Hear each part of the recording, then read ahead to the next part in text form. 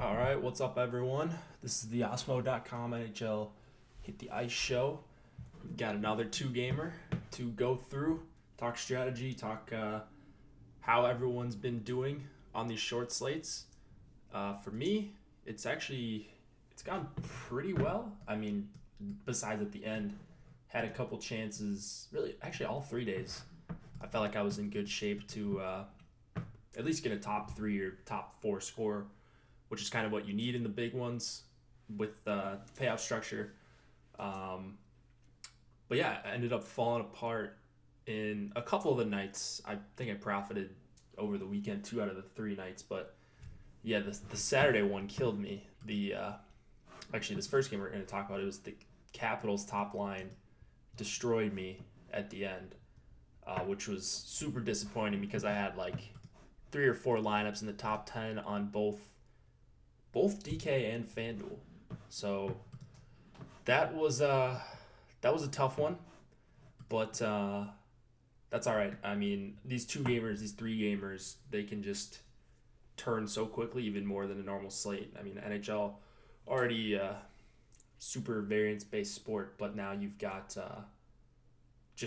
basically just concentrated ownership. So one guy gets a goal, or 3 shots on goal in a matter of a couple minutes, and all of a sudden you just saw your winnings go down $200 or whatever, $500, $1,000, depending on what you're playing and where you're placed at. So just gotta remember that, something I need to remind myself. But yeah, Jeff says same thing. Was 6-0 and unexpected. Yeah, exactly. I just basically needed no one to go off in a crazy way, and that's exactly what happened. So it always hurts when it's the last game of the slate. So it would have been much better if I had all my Dallas teams in the latter part of the slate. Let's try to be on the opposite side of that and get the winnings to go the other way. Yeah, exactly. Yeah, I love the late night hammer anyways, so I'm a sucker for that. I think West Coast teams don't get played as much as they should anyways. So for whatever reason, I don't know. I like kind of waiting around and seeing how the slate's going and then having a bunch of my players go. So it's all right. Let other people play all the early games, the Leafs and the Bruins and all that stuff. When there's bigger slates, obviously with 2 games, you can only play so many players. And can they go all the way? The Stars, not really a team I thought I should take seriously, honestly, but they look fine. They look good. Yeah, they could close the series out tonight. Caps can close it out tonight. It's pretty wide open. I think whoever, I don't know, Columbus could win it based on how they played the first 4 games. Obviously, I don't know. You can kind of make a case for basically any team remaining. I don't know that Colorado's going to be able to continue what they did. I think they're going to have a really tough time with either Vegas or San Jose. I think they're going to face Vegas. I think Vegas is going to win that game. But speaking of that game, my God, Martin Jones was good for sure. He was really good. Saw a lot of volume, a lot of low danger volume. But yeah, that was a heck of a game. Kind of ended in a dumb way, I think. All that craziness, and then they score shorthanded on kind of just a routine save that Fleury should have made, I think.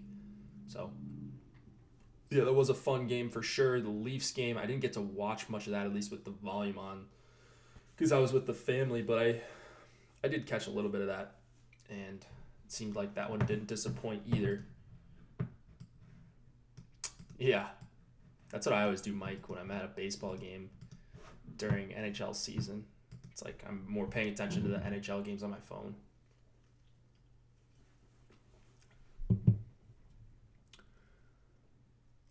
I heard some dude's head was in the way anyways for the Leafs game. I did see a screenshot of that. I didn't notice that. Like I said, I wasn't really watching too much of that. Just caught a few minutes here and there.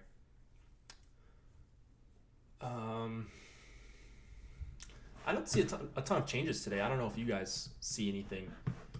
Svechnikov, I saw was doubtful. That was the last I saw. I did see one beat writer suggest that maybe there's some changes going on in the pregame skate, which kind of sucks for me because I'm going to be on the Live Before Lock show for MLB Monday, Wednesday, Friday, as I usually am, at least for now. But yeah, it's you'll know at 5 or I guess 6:40 Eastern, I would think at the latest, who's playing with who for Carolina. Would not expect any changes for the Caps, of course. Oshie's still out. These are the lines I believe that Carolina started with last game. McGinn and Fogle swapped.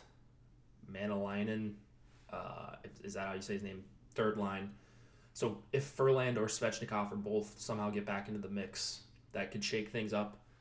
I think the top line is probably safe to stay together. I don't know. In and out, looking good, Jake. Llama. What's up, Llama? I guess I cut my finger, so I'm bleeding. Don't know what that's from. But yeah, I think these are the lines that we should expect for tonight for this game. I'm just going to keep refreshing Twitter to see if anyone for the Canes is speaking or something, or if the Beats have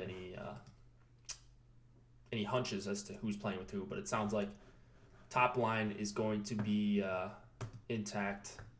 Middle six could be a little bit different, but we got a 2.6 implied total for the Caps, 2.8 for the Hurricanes. Holtby and Mraz expected to go. They've both started each game in this series, so not going to change now outside of an injury or something crazy that has happened. I'm on Carolina 1 once again. I think we're going to see the stall line, see the most time against Backstrom, Ovi, and Wilson. That line has been really tough to stop for Carolina. It's going to be tough for a lot of people to stop, but they've really brought it in the playoffs, more than I expected them to. But the Stahl line is going to be a pretty tough matchup. Stahl and Williams and McGinn together have some pretty good numbers. If they have Fogle there, I think those numbers are also really, really good. So would expect it to be a pretty tough spot for Backstrom, Ovi, and Wilson. I'm probably going to be underweight on them. I think the Caps are going to be owned maybe higher than Carolina, either of the Carolina lines. So for me, that's a pretty easy choice. I think the way better value is on Carolina here.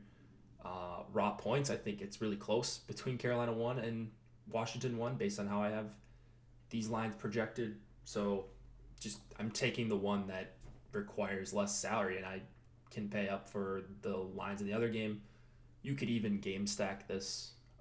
Obviously, you can game stack either one of these games because there's only 2 of them. But the pricing's pretty soft. That being said, it's really easy to fit these guys in. Got a lot of good salary remaining. You could go Ovechkin still. If you don't want to miss out on Caps, he'd be the guy that you'd want to get first. Although Backstrom is attempting a lot of shots. He does have a lot of quality chances this series, short sample and such, but shooting more than I would have expected him to based on what he did in the regular season. Is Svechnikov going to play? I don't think so. I saw he was doubtful. I don't know if you guys saw something different. I'll do a quick Twitter search on him, but I did search Votz's list for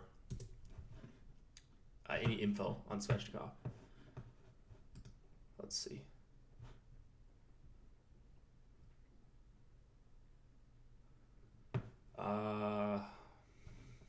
Looks like, yeah, the thought is that he's recovering, but he's not going to play. Yeah, he's technically doubtful. Martinook and Furland are questionable. I think those guys could play. I'm treating it like Svechnikov's out. So I think it's more likely you see maybe Furland here instead of McGinn. Martinook would probably go here. So, yeah. As long as Kane's won us together, I think I'm going to be okay. I'll be able to make those few swaps if I need to, whether I can run a quick crunch while I'm on the MLB show or not. I'll post anything in MLB. I'll post anything in NHL chat that I see once 6:30 Eastern hits. So I will definitely be paying attention to that. If you want to come into the YouTube chat and remind me during MLB Live Before Lock, please do. That would be helpful, or tag me in chat. I'll go fish anything out that I see for you guys.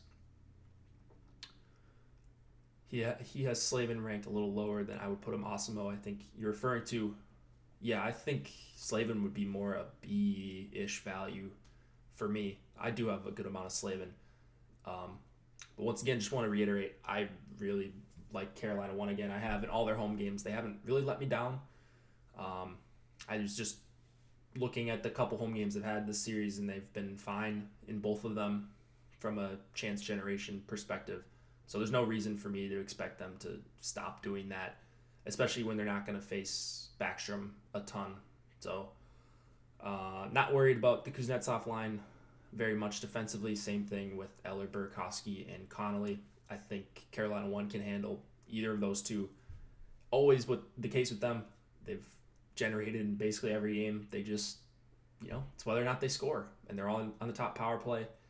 Maybe they get a couple more calls at home. I don't know. I do remember they were on the power play a lot in especially one of those games. And the Caps were one of the most penalized teams in the NHL this season. Last year, Washington Columbus won 7 games and the home team won each game in round 1. I'm thinking the same thing anyway. The same thing happens.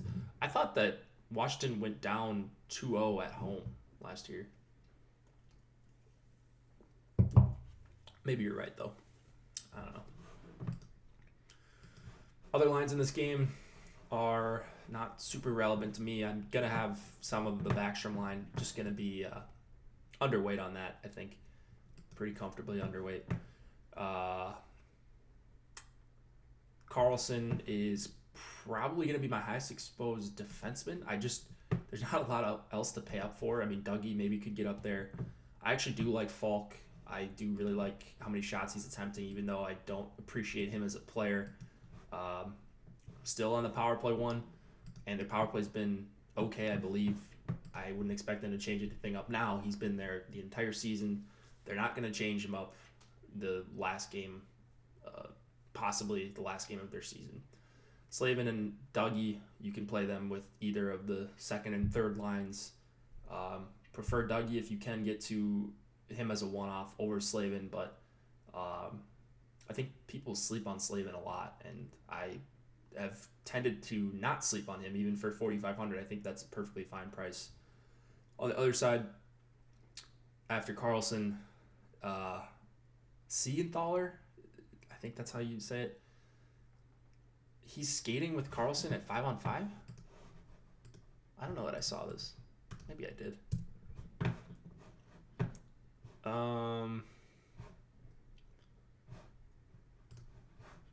Yeah, I mean, Siegenthaler, not really a guy that I'm crazy about, honestly. I've seen his numbers during the regular season when he was 2,500, and I still wasn't getting to him a lot. So I probably won't get to him here. I don't think that's super necessary. I don't really think I need a lot of $2,700 defenders tonight. If the Avs win the Cup, will you get a Nemeth shirt? I'll think about it for sure. I'll think about it. Yeah, I probably would.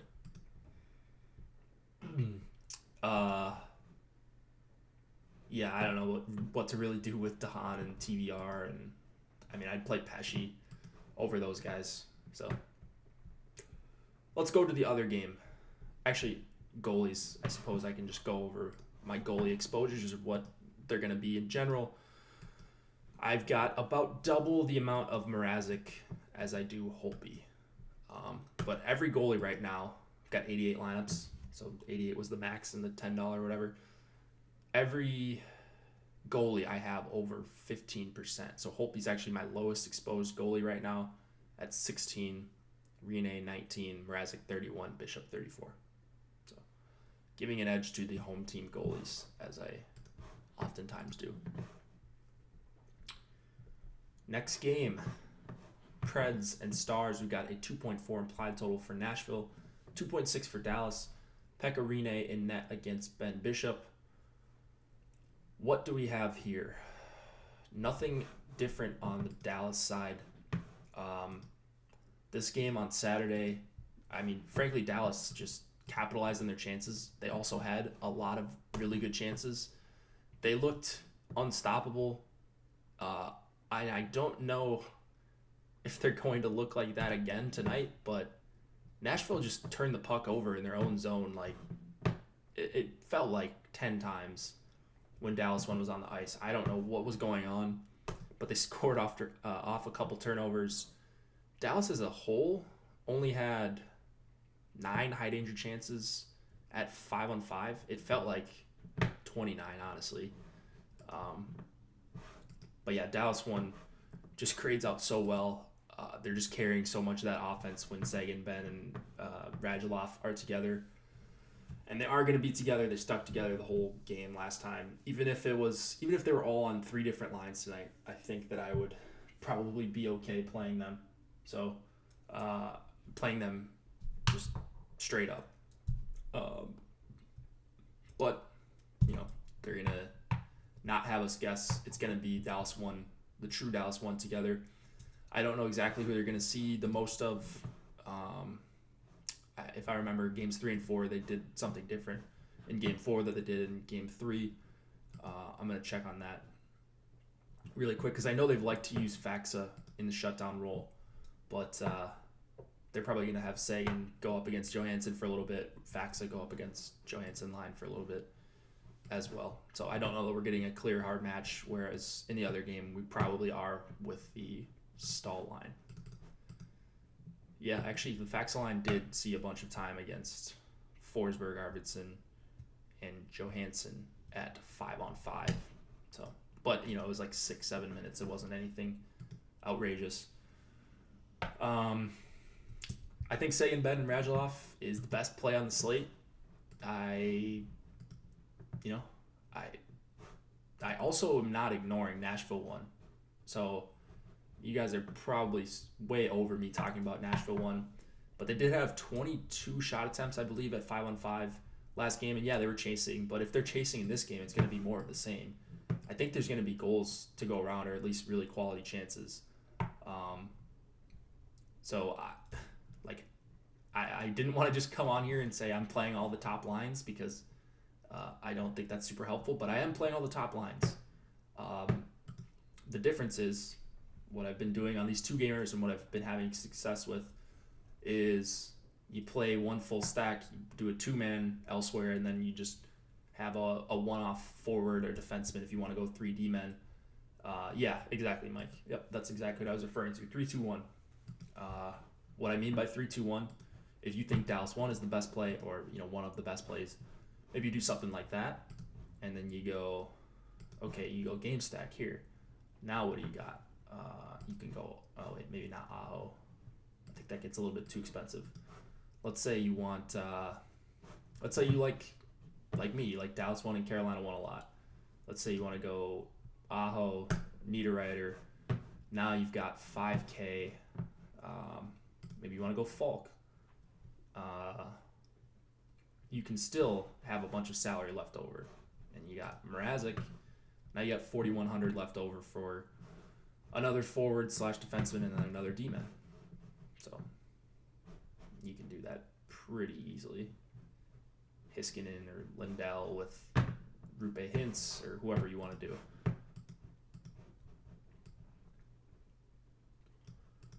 Yeah, exactly, Mike. Just trying to get different lineups. So I'm going to do a little bit of both. I'm going to do the standard.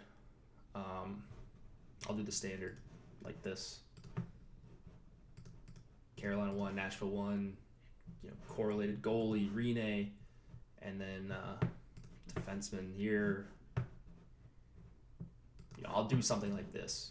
Just the 3-2-1 or 3-3 or 4-3-1, whatever you want to call it. I will have some lineups like that, but the majority of my lineups are going to be 3-2-1. take Ben, and then you go like this. So, and I'm gonna have some too that are like that. Maybe you go Ben, Klingberg, and you just pay up for some other defenseman. Like I'll have lineups like that as well, where it's 3 defensemen. Stars PP stack, you could certainly do that. You could go like this, and then let's say you like Hintz. Now you might be able to get Forsberg and Arvidsson. You probably have to forego Klingberg in that one, but you see, you can get creative. So Dallas 1 is going to be super chalky. Carolina 1 is going to be super popular. Everyone's going to be 20+% owned. All these top line guys, probably. Jake, when you build your lineups, do you start with defensemen or centers or wingers?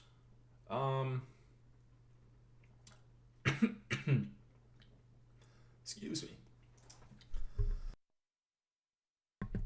When I hand build, I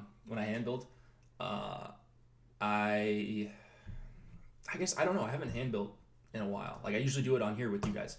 So I guess my first instinct is to just go with a full stack first. And, I like to just do something like this. Like I said, 3-3. Okay, who's the guy you least want on this lineup out of these 6 forwards? It maybe is how I would describe it. Okay, if both these lines go off, but who's the most likely to get left out of the scoring, like the actual goal scoring? Because goals are king. I would say maybe Johansson is. So you X him out, and you see what you can do. Okay, can you fill in a one-off?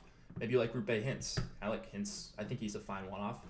Okay, now you either correlate with your Nashville 1 mini stack, your Carolina 1 full stack, or your Hintz one-off. So maybe you just want to go pure Hintz one-off. Okay, well then you put Subban here, right? Because now you've got Forsberg, Arvidsson, both top power play. With Subban, you still got a full stack. Now you can still correlate with your Hintz one-off, Klingberg, and then pick your goalie. Obviously, in this, goalie kind of fills out itself on 2-game slates because, well, I think you're okay playing 1 player against your goalie, or maybe 2 on a 2-game slate. Like, I don't know. I probably wouldn't want to play more than 2, but for me, I'm probably going to set it at 1. But I would just go like this. Carolina 1.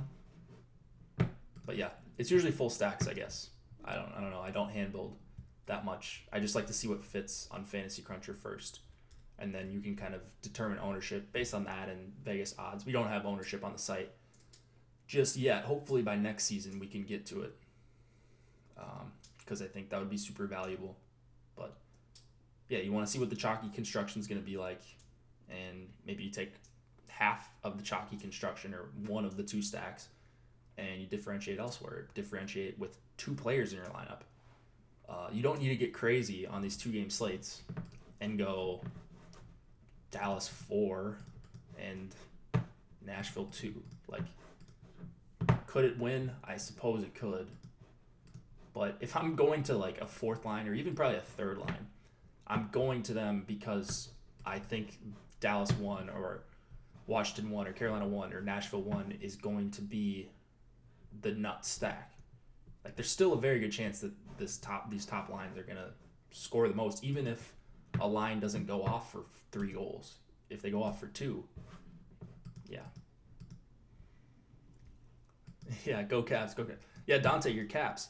I'm assuming you think they're going to close it out tonight. I'm assuming. It's just been, both teams have looked way different on the other teams, in the other team's arena. So Carolina is going to be rocking tonight. That stadium, that arena is going to be super fun to listen to on TV. But yeah, I don't know. I want to see a Game 7. I think that'd be cool. I'm all for more Game 7s. Dowling PP2, $2,500. Nah, I'd rather not. I think he played like, let me actually look how many minutes he played. One of the games, I think he played like 7 minutes. It's like what was that? Game 2 he played 9. Game 1 he played 9, 14 and a half when he was on the second line. In game 4, 11.4 last game. I don't think you really need to. Second power play here. I mean, yeah, Radulov is listed there, and he played there last game. I don't know if that's going to stick for Dallas. Maybe the first power play. Nice. That's awesome, Mark. Yeah. You don't need to be an expert in hockey. I'm not an expert, anywhere near an expert in hockey. But you can still be good at DFS if you know how to construct sound lineups, correlated lineups. All right, let's talk about the other lines in this game. This Turris, Granlund, Grimaldi line, I don't really know what to do with that. I'm not a Turris guy. Grimaldi does provide maybe a little bit of a spark. So it's not a line I'm going to leave off or anything, but not one that I'm also going to in any large capacity. Right now on that line, I've got like 6%. I'm much more interested in the other side, the Hintz line. Hintz as a one-off. You could go Seguin, Ben, Radulov, Hintz with Klingberg, power play stack. I do like Hintz quite a bit. You can do the same thing with Zuccarello for 4,800 if you don't want to use up the second center spot. But yeah, you could go hybrid stack if you want to go Seguin, Ben, Klingberg. There you go. You can make it a 6-man with Radulov.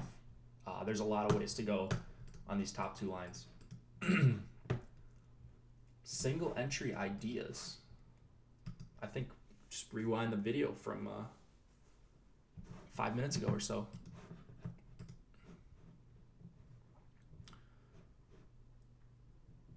Say, Mark, I won 500 on 1K at first about a month ago. That's very cool. That's awesome. Seguin, Ben, Zuccarello, Klingberg, Aho, Teravainen, Williams, Bishop, Orlov. Looks correlated for sure.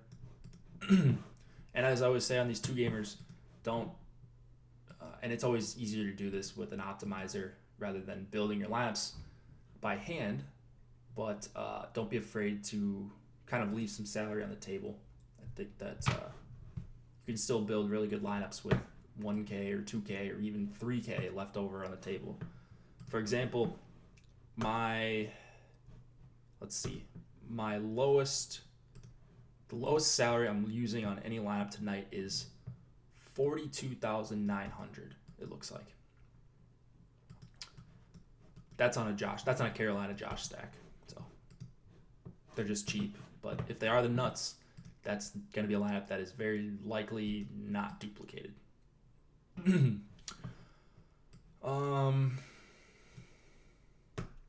Then I've got one that's 43-1, 43-200, 43-200, 43-400. So you get the point. 44-7. Yeah, Mike, I don't think there's any issue with that. I don't think you need to use a salary restriction for NHL or MLB. If you've got decent projections, correlation is the key. So, is that a line 3?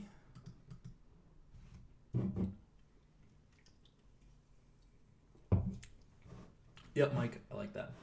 I agree. All right. I think I talked kind of at length. This line, Dallas 3, I mean, whatever. They're going to come up as a filler a couple times on like a Nashville 1 lineup or a Washington 1. So I don't want to say like I'm heavy on them. I've got 3 shares out of 88. And the 3 shares are with Dallas, Josh Stack, Washington 1, and Carolina 1, like I said. So, yeah, it's I don't know that they're super necessary on the slate.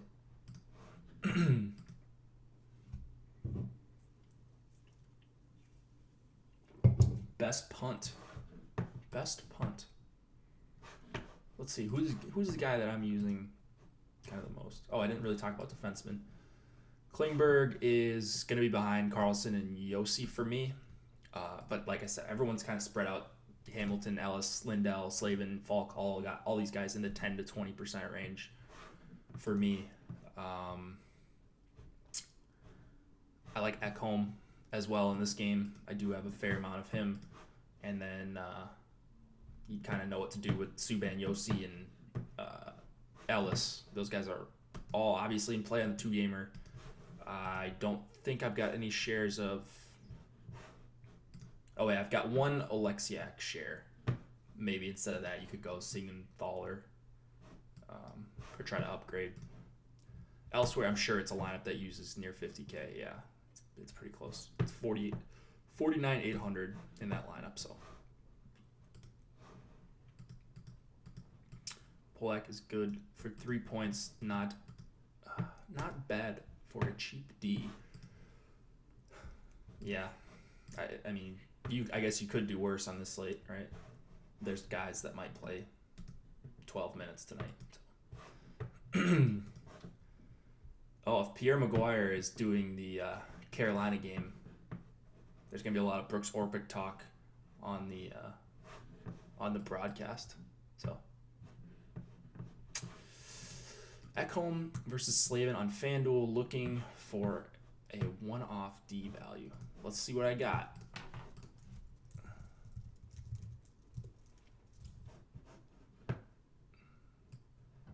On FanDuel, I have Slavin projected for 10.99, Ekholm projected for 9.77. So I've got Slavin over a point higher than Ekholm, even though I do like both of those guys.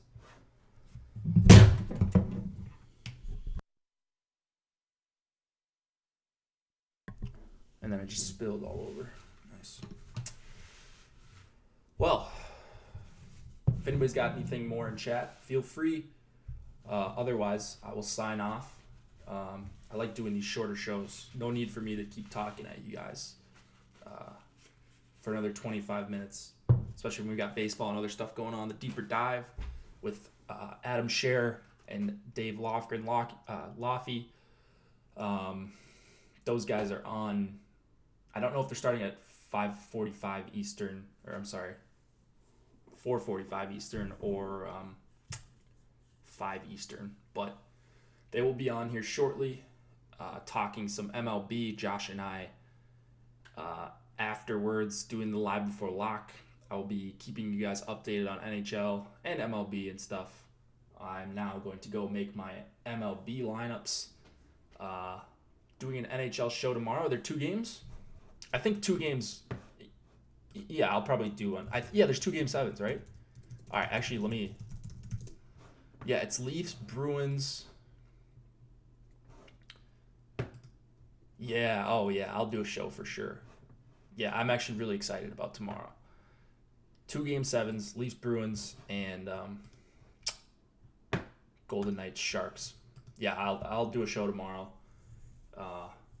That will be a good one. I don't know how much DFS will talk. I mean, there's only so much you can talk about for the 8th 2-game slate in a row.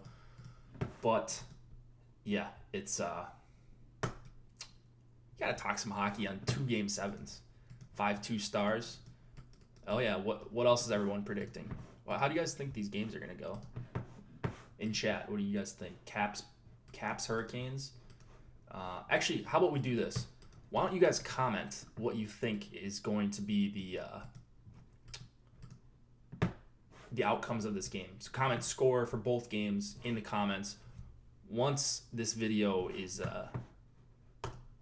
complete. So help me out. Feel free to give me a like as well. But then you will have your comment archive, so we don't have to go back and check everyone's predictions. So if you could like this video, that would really help us out. Give all your hot takes in the chat. Once I click end on this video, it will make me look good in front of the bosses, which is always helpful if we get more likes, more comments, just more overall engagement on this video. So that's the one thing kind of ask of you. If you want to check out the NHL rankings from Osmo, the #1 player in DFS, feel free to sign up using the promo code HitTheIce. If you're not signed up, you won't be able to get in Premium Slack. Premium Slack is one of the best resources for information, late news, all that good stuff. We can send messages out to the entire channel, and you guys can make sure your lineups are not dead before they start, because there are many times where I've been saved by the premium Slack chat. Talk strategy, all that good stuff. I have the cheat sheets article out right now. I guess it's not an article, is it? Let's see. Right here. I will copy and paste this, post it in chat. Feel free to check that out as well. And again, comment on this video once it is complete. Press refresh. Comment any hot takes you have, or just the score of the game, whatever you want to do. And let's see. I'll check them tomorrow and see who was the closest. All right, guys. Good luck. I will see you tomorrow.